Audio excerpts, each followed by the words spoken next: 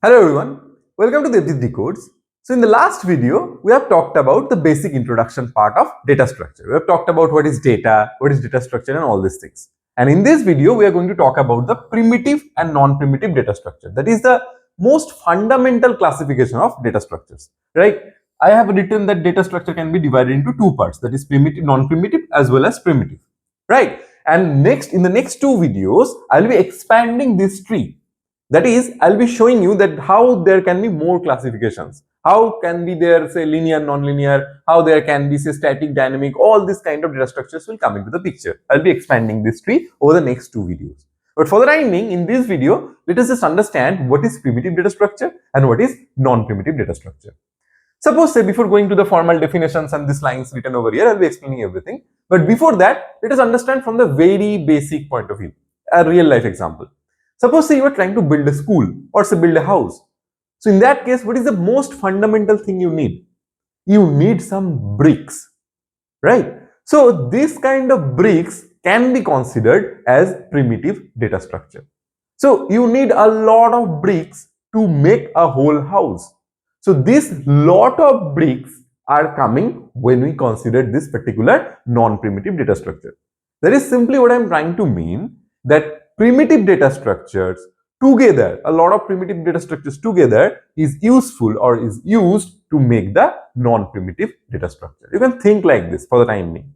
So let us have a quick look at the definition. If you see the definition of primitive data structure, it is saying that this is the data structure that allows you to store only single data type values. Okay, so what is the meaning of it? Suppose, say, how many types of data types can be there in a programming language or anywhere? Say there is integer, there is character, there is float, there is double, there is bool, there is boolean. All these things can be there, just like I have written over here: integer, character, boolean, etc. There can be so many things, right? So this is what it is saying, that this is a data structure that allows you to store only single data type values, right? So now see, try to understand this thing. If we are having a data type that is integer, can it store more than one value? Suppose, say, this particular thing, what it can store. Try to think about this. If someone is asking you, what is your name? You are saying Debjit. So Debjit can be stored inside a string. Now someone is asking me, what is my age? I am saying a number, say 28, 29, I am saying something. So that particular thing can be stored inside an integer. So someone is asking me anything, any other thing, that's a phone number, that can be stored inside, say, double. Anything. Someone is asking me whether I teach computer science. So in that case, I have two options to answer, yes or no, that is true or false. If I am saying true, that is stored inside this boolean, right? But have you observed one pattern? That whatever be the case, you can only store a single value.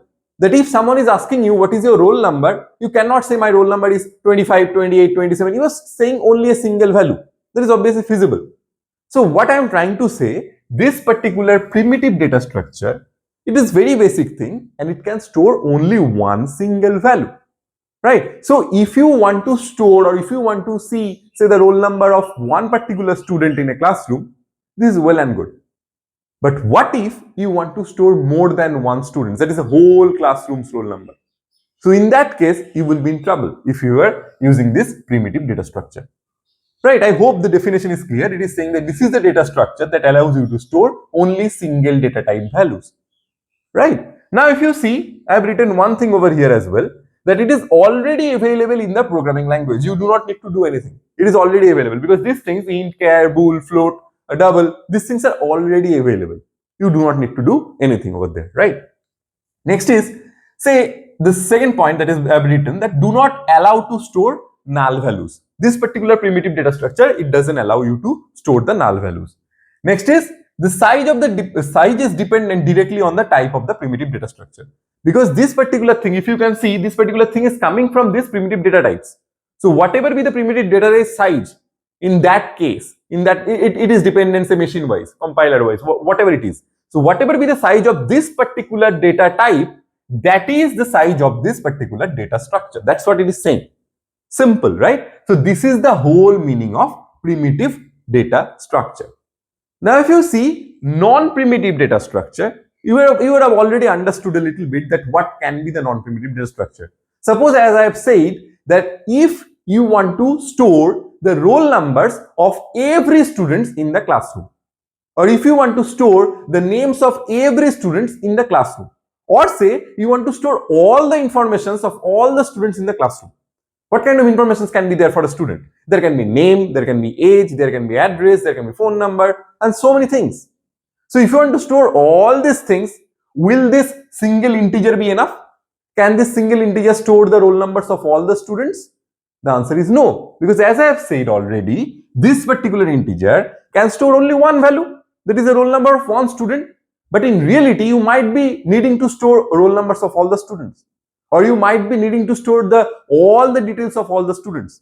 That is, a student can have 6 to 7 details, and if there are 100 students, there are 600 to 700 details. So in that case, can you store using one particular primitive data structure?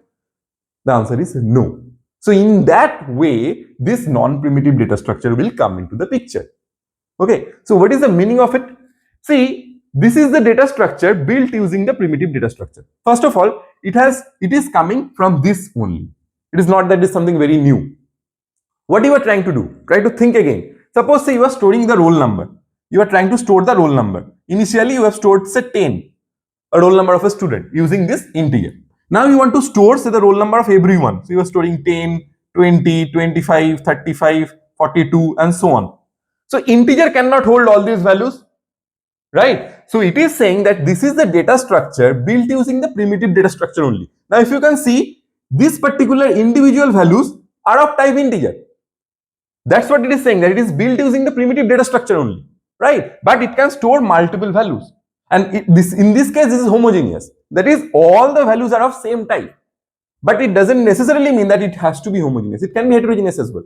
As I am saying, that it can hold say suppose say the name is say John, say then the roll number is say 12, then the age is say 20 and so on. So if you can see in the say sex is male and say the address is something. So if you can see, this is the, what is this? String, this is say integer, this is say integer, this is character and so on. There can be so many things. There can be a phone number of double. So all these informations can be stored using the non-primitive data structure. So whenever we'll be coming to this thing, if you see in non-primitive, I've seen that array, linked list, stack, graph, tree, all these things are non-primitive. So how we can store this heterogeneous information or homogeneous information? Suppose say in this case, this looks like an array. So if you do not know what is array is, you do not need to bother at all right now. I am just making you understand what primitive and non-primitive is, because whenever we'll be going inside this particular topics, I will be covering each thing in absolute detail. So in that way, you'll be understanding everything, right? For the time being, I am just saying that this particular thing looks like this. That is, non-primitive data structure looks something like this. Now, if you see the next line, it is saying that this is capable of storing multiple values and establishing relationships among them.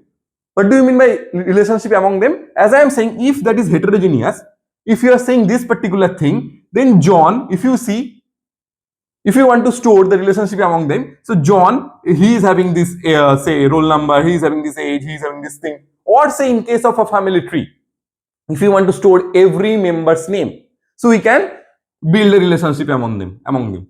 Or say in this case, if you see this particular tree, I am saying data structure, non-primitive, primitive. Then might be there is a branch coming out of non-primitive, another branch, and so on, so forth, right? So in that case, there is a relationship between this thing. Can it be stored using this primitive data type, this whole tree? The answer is no, right? In that case, we might be using this tree data structure. So that is coming under the non-primitive part. There is a whole thing, right? Now, if you want to see, there is one thing that is written over here. Here it was written that do not allow to store the null values. But here, this particular non-primitive, this allows to store the null values. What does it mean? Suppose say you are collecting, say, roll number or age of a particular thing. So if that thing is missing, suppose in voter data list, some data is missing. So in that case, you can represent it using the null values. Now here the size is fixed as well. This is basically, it is already available in the programming language. You are not creating by your own, but this particular data structure, that is non-primitive data structures, you are creating by your own. This is a simple meaning of primitive and non-primitive. And just to make sure that you are understanding it more clearly using the real life examples, suppose you are think of say Lego blocks. You have a single Lego block. You are trying to build a castle. So you have a single Lego block. That single Lego block can be considered as primitive data structure. Now, whenever you are building a whole castle, in that case, that can be of multiple colors, each Lego block, multiple size. Now, whenever you are setting up, at the end of the day, you are building the entire castle. In that case, it might look like a non-primitive data structure because it was heterogeneous. There are multiple colors, there are multiple sizes, but at the end of the day, you are building something on your own. But if you see the single individual Lego castle, you didn't build it. It has come as packaged from say Amazon or Flipkart. You have ordered it, and the single Lego blocks, you haven't done anything with this.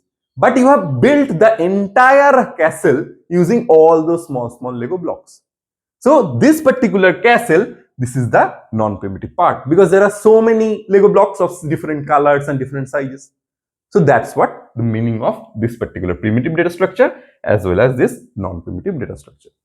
So in the next video, we'll be talking about say the linear and as well as the non-linear data structures. And we'll be seeing that from which part we can fetch the tree, whether we'll be coming from here, whether we can come from here. What we'll be doing by the end of the next two videos, I'll be completely showing you all the parts or say all the children of this particular things, and the whole tree will be constructed, and then we'll move forward to the individual data structure. So you might think that when we'll be going to this particular things, I'll be showing you all the things in detail. So thank you for watching this video, and I hope whatever I have talked in this video makes sense to you. So thank you for watching and stay tuned for the next videos.